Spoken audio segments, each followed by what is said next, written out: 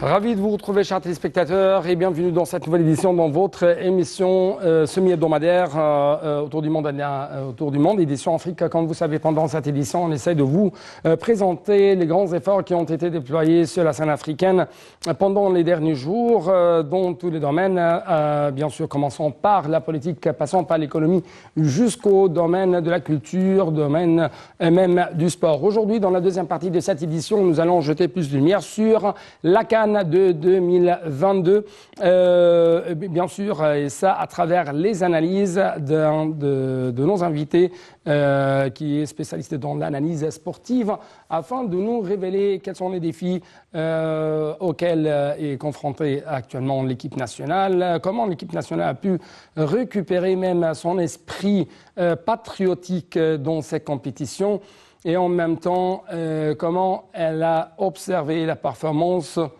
des autres équipes, notamment l'équipe camerounaise.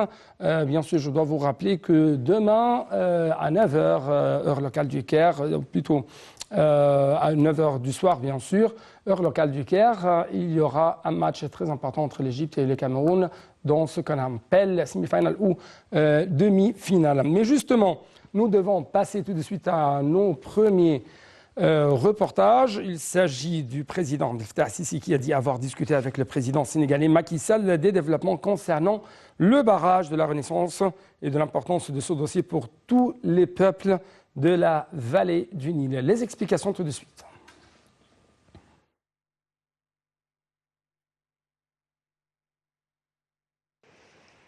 Le président Abdel Fattah el-Sisi a dit avoir discuté avec le président sénégalais Macky Sall des développements concernant le barrage de la Renaissance et de l'importance de ce dossier pour tous les peuples de la vallée du Nil. Dans une allocution prononcée lors d'une conférence de presse conjointe avec son homologue sénégalais, M. el-Sisi a souligné la nécessité de parvenir à un accord contraignant et équitable régissant l'exploitation du barrage dans un calendrier approprié et sans mesures unilatérales. M. el-Sisi a ajouté avoir discuté également de certains défis auxquels le continent africain est confronté, notamment le dossier du coronavirus et son impact sur le continent, ainsi que des efforts déployés pour combattre le terrorisme et l'extrémisme dans certains pays africains. Les pourparlers ont porté sur les moyens de promouvoir les relations bilatérales au cours de la prochaine période dans les divers domaines politiques et économiques et le souci de les renforcer en augmentant les taux d'échanges commerciaux et en encourageant les investissements mutuels, a déclaré le chef de l'État. Les deux présidents ont également souligné la nécessité d'intensifier la coopération dans le domaine du transfert de l'expertise égyptienne, de l'appui technique et du renforcement des capacités des cadres nationaux au Sénégal via la poursuite des programmes de formation proposés par l'Agence égyptienne de partenariat pour le développement dans les divers secteurs. Quant aux répercussions de la pandémie du coronavirus sur le continent africain, ils ont mis l'accent sur l'importance d'efforts continentaux concertés pour garantir l'accès des vaccins à tous les pays africains, travailler à implanter leur industrie en Afrique et réduire les effets négatifs de la pandémie. M. el-Sisi a affirmé que l'Égypte était prête à soutenir les efforts africains de lutte contre le terrorisme et l'idéologie extrémiste en proposant des programmes de réhabilitation et de renforcement des capacités via les agences égyptiennes spécialisées. Donc, comme vous avez regardé dans son allocution prononcée lors d'une conférence de presse conjointe avec son homologue sénégalais, Monsieur le Président Abdel Fattah el-Sisi a souligné la nécessité de parvenir à un accord contraignant, équitable, bien sûr, qui régit l'exploitation du barrage dans un calendrier approprié et sans mesures unilatérales. Donc, dans le prochain reportage, nous allons jeter plus de lumière sur, si je puis dire, les grandes réactions de la part du président sénégalais pendant sa visite ici au Caire. En fait, Monsieur le Président Macky Sall a souligné que l'Égypte jouait un rôle important en Afrique et dans le monde entier et constituait même un pivot. pour le continent africain. M. Sall a de même indiqué que l'Égypte était le pays de l'avenir qui était écouté avec beaucoup d'attention. Bien sûr, comme vous le savez, l'Égypte possède beaucoup d'expertise, beaucoup de potentialités, mais l'Égypte essaye de changer la réalité de notre continent africain sur les terrains, bien sûr, à travers le fait de comment transférer l'expertise et les expériences égyptiennes dans le domaine du développement durable, dans le domaine même de l'infrastructure. Et ça, à partir même la participation, la contribution apportée par l'Égypte au continent africain dans la stabilisation de la sécurité au sein de notre continent africain. Marwa Arfa et Chibou Sela vont vous donner plus d'explications. Le président sénégalais Macky Sall a souligné que l'Égypte jouait un rôle important en Afrique et dans le monde entier et constituait un pays pivote pour le continent africain. M. Sall a indiqué que l'Égypte était le pays de l'avenir qui est écouté avec beaucoup d'attention. Le président sénégalais a ajouté que les relations entre le Sénégal et l'Égypte étaient anciennes et que les deux pays partageaient la même civilisation basée sur les liens communs et la convergence de vues sur les questions essentielles qui concernent l'Afrique et le monde entier.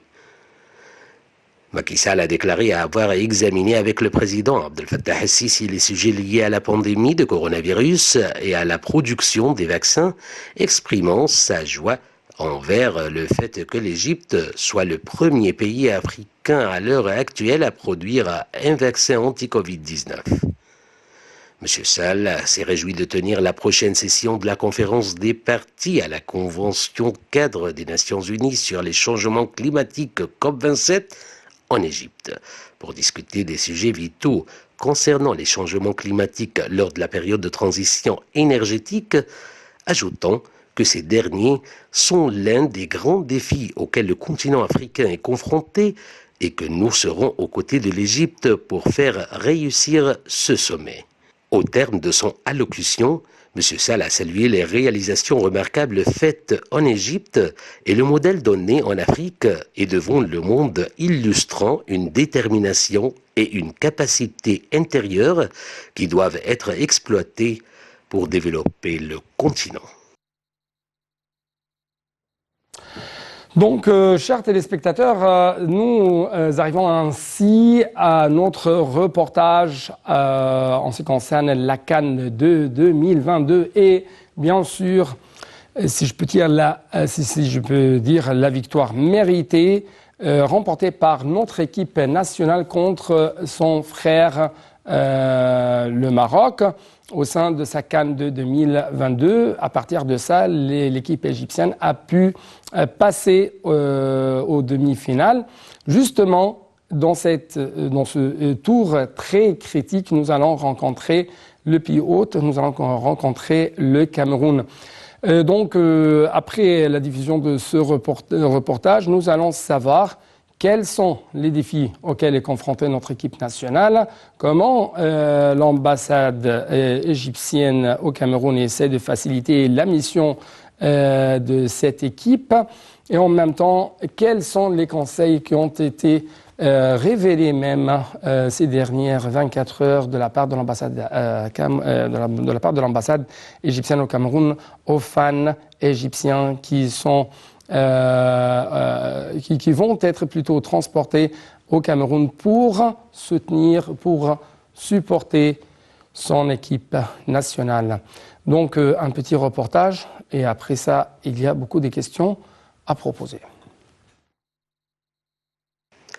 Dans un match heurté et marqué par les interactions, l'Égypte a finalement gagné son duel face au Maroc au bout de la prolongation 2-1. Mohamed Salah a été essentiel à la qualification des Pharaons en demi-finale de la CAN 2022. Les Pharaons rejoignent le Cameroun en demi-finale de la CAN 2022. Dans un match haché par les fautes et les protestations, l'Égypte l'a finalement emporté lors de la prolongation face au Maroc de Vahid Halilovic 2-1. En quart de finale de la Coupe d'Afrique, Mohamed Salah a marqué le premier but avant d'offrir le second à Trezeguet. Alors que les deux équipes s'observent encore, Hakimi s'échappe dans la surface et séché par Ayman Ashraf, l'arbitre refuse d'indiquer le point de pénalty mais revient sur sa décision quand la VAR l'appelle après plusieurs minutes. Boufal ne se fait pas prier pour tromper Gabaski à la 7e minute de la rencontre. Contraint de faire le jeu en raison de cette ouverture du score précoce, l'Égypte pousse vers l'avant. Le Maroc défend de manière solidaire, en bloc et repousse les assauts. Ayman Ashraf tente une lourde frappe depuis l'extérieur de la surface. Bien placé, Bounou parvient à repousser la tentative des 2 points à la 20e minute. Puis après un premier coup franc de Salah laborieusement repoussé par la défense, le ballon revient sur Mostafa Mohamed à l'entrée de la surface, qui place une frappe puissante sur laquelle s'impose Bounou à la 24e. Les deux équipes montrent des belles choses techniquement. Les Pharaons redémarrent très fort au retour des vestiaires. Salah et le nouvel entrant Trezeguet combinent à l'entrée la surface marocaine. Le joueur d'Aston Villa parvint finalement à se retourner et à adresser une frappe croisée soudaine qui manque de peu le cadre du but de Bounou à la 49e minute. Puis Salah ramène l'Égypte. Suite à un corner, Mohamed Abdelmonem reprend le ballon de la tête. Bounou effectue un arrêt réflexe sur sa ligne. Mais Mon rôde et récupère le ballon pour un but de renard des surfaces à la 53e minute de la rencontre. Commence alors une véritable guerre des tranchées entre les deux équipes. Chaque intervention est appuyée à la limite de la légalité quand elle ne la dépasse pas franchement. Les cartons pleuvent et les interactions entre joueurs se multiplient. La prolongation débute sous les mêmes auspices et Gabaski, malgré les protestations, est finalement obligé à quitter les siens en laissant la place à Sobhi à la 96e minute de la rencontre. Et enfin, Mohamed Salah libère l'Égypte. Échappé côté droit, il fixe la défense puis le gardien avant de glisser le ballon pour Trezeguet qui n'a plus qu'à le pousser au fond des filets à la 100e minute de la rencontre. Les Marocains jettent leur dernière force pour revenir, mais cela manque de précision et d'inspiration. Les Pharaons remportent cette énorme bataille contre le Maroc. Dans un match fermé et âpre, avec beaucoup de tension, les partenaires de Mohamed Salah ont réussi à revenir au score avant de faire la différence en prolongation. Ils gagnent le droit d'affronter le pays hôte, le Cameroun, dans son stade d'Olembe. Donc, il s'avère que les Égyptiens doivent concrétiser sur le terrain un destin. Son propre destin, c'est d'éliminer les monstres de l'Afrique. Après les éléphants ivoiriens, on trouve que l'équipe nationale a pu, bien sûr, éliminer les lions de l'Atlas, mais en même temps, peut-être il est écrit dans le destin des Égyptiens, dans le destin des pharaons, d'éliminer encore une fois les monstres les plus féroces de l'Afrique tout entière, comme par exemple les lions camerounais et les lions sénégalais, les lions du Teranga. Donc, quels sont les grands caractères ou les grands traits qui ont caractérisé cette CAN? C'est ce qu'on va savoir à travers la ligne de native internationale, à travers les analyses qui vont être avancées par notre invité, M. Mohamed Rachad. M. Mohamed Rachad, bonjour.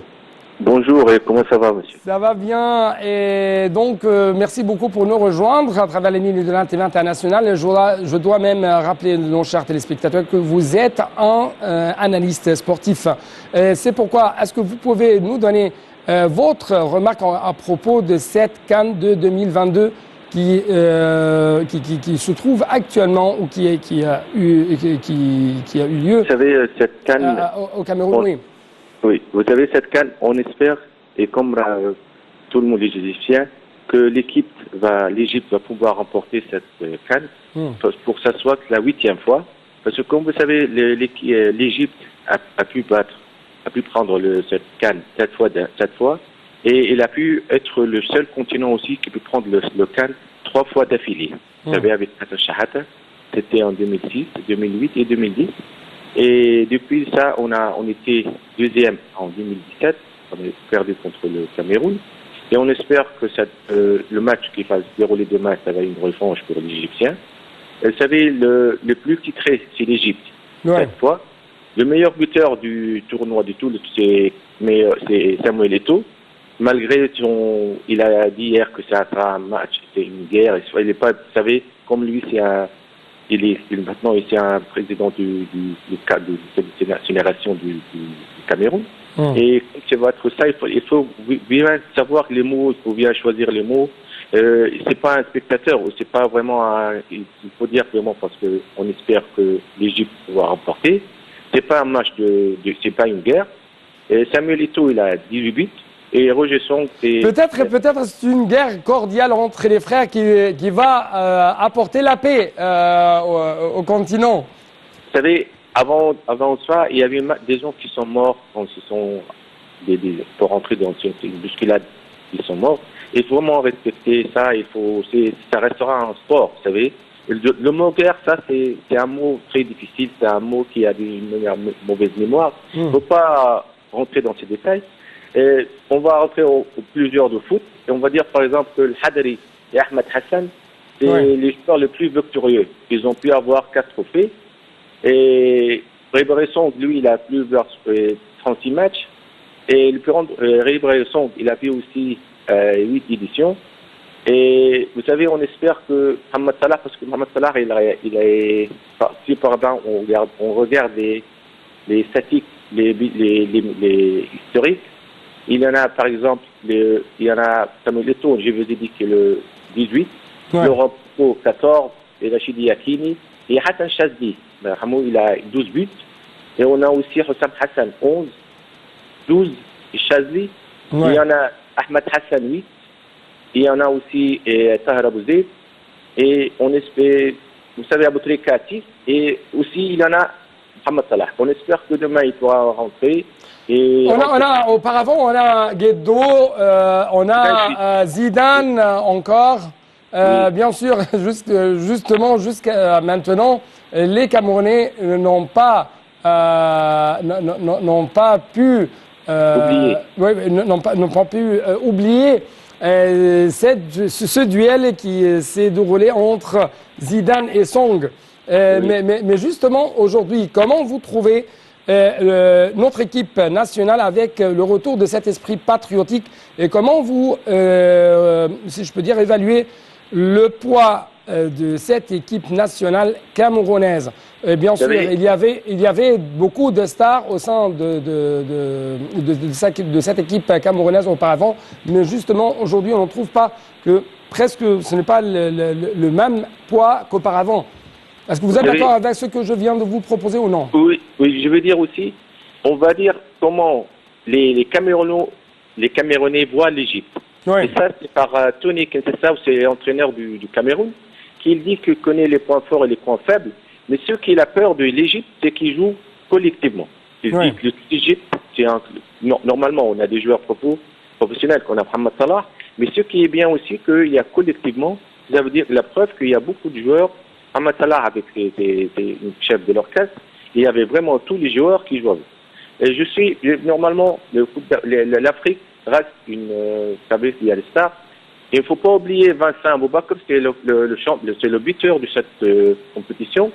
Il a joué, Vincent Aboubakar, il a joué par exemple 5 matchs et il a marqué 6 buts, vous savez.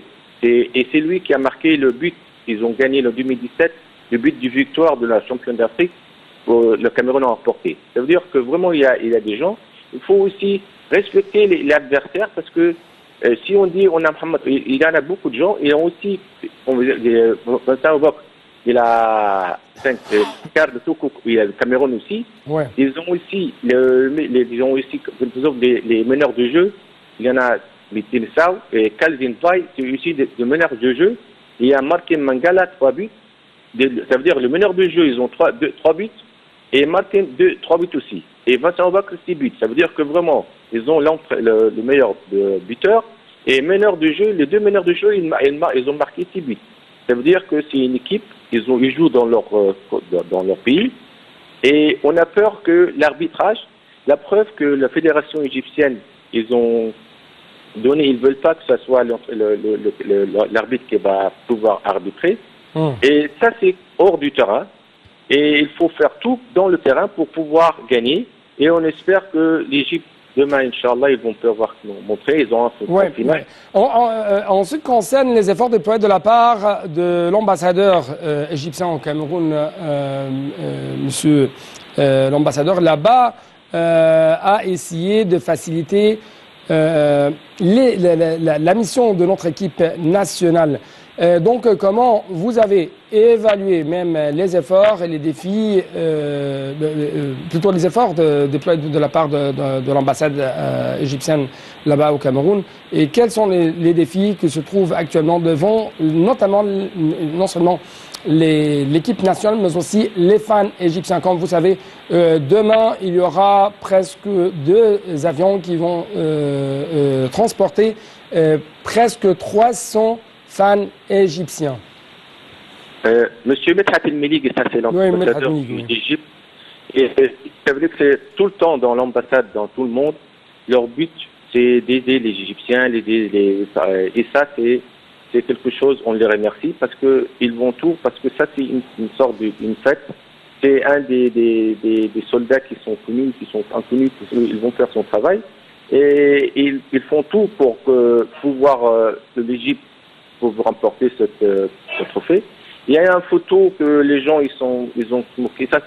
Le problème c'est que notre ambassadeur il a dit il peut pas les joueurs quand ils avaient le coronavirus il y a dans ces trucs ils peuvent pas sortir dehors. Ouais. Alors ils font tout dans le logement où ils sont, ils font tout pour que ça soit bien. On espère que bien sûr qu'ils font tout pour les joueurs, pour tout pour les Égyptiens. Et on espère le sain et sauf les gens qui vont venir, qui vont pouvoir retourner en Égypte avec les trophées. Dernière question. Dernière question très rapidement parce qu'il me reste presque 1 minute. Votre prévision pour le match de demain? Vous savez, on espère qu'au début, M. Kéroche trouve le bon changement, les bons joueurs qui jouent à leur place. Parce que des fois, et je crois que c'est les 2 matchs d'affilée, Kéroche, il a pris la recette. Et il faut que les joueurs jouent. Et eux, ils savent ce qu'il faut faire. Il ne faut pas prendre 2 buts. Mais les joueurs, je crois qu'Inch'Allah, qu'ils vont pouvoir jouer. Ils vont pouvoir sortir leur performance. Et pour gagner, je crois qu'ils vont faire tout. Ils sont en Honda. Et on espère que les gardiens, Chenaoui ou Abou Gabar guéris. Parce que ça, c'est important que tu joues et avec tu as derrière toi et vous savez Monsieur Mohamed Rachad, merci beaucoup pour cette intervention téléphonique très, très rapide pour nous révéler qu'est-ce que se passe actuellement dans sa CAN, notamment pour notre équipe nationale là-bas. Donc, tous les meilleurs souhaits, tous les meilleurs espoirs pour cette équipe qui mérite bien de porter le maillot de l'Égypte. Et nous avons bien sûr essayé de contacter monsieur l'ambassadeur égyptien au Cameroun, mais malheureusement il y a, si je peux dire, un problème dans les appels téléphoniques. C'est pourquoi on n'a pas pu arriver à le retrouver. Donc merci beaucoup et à la prochaine.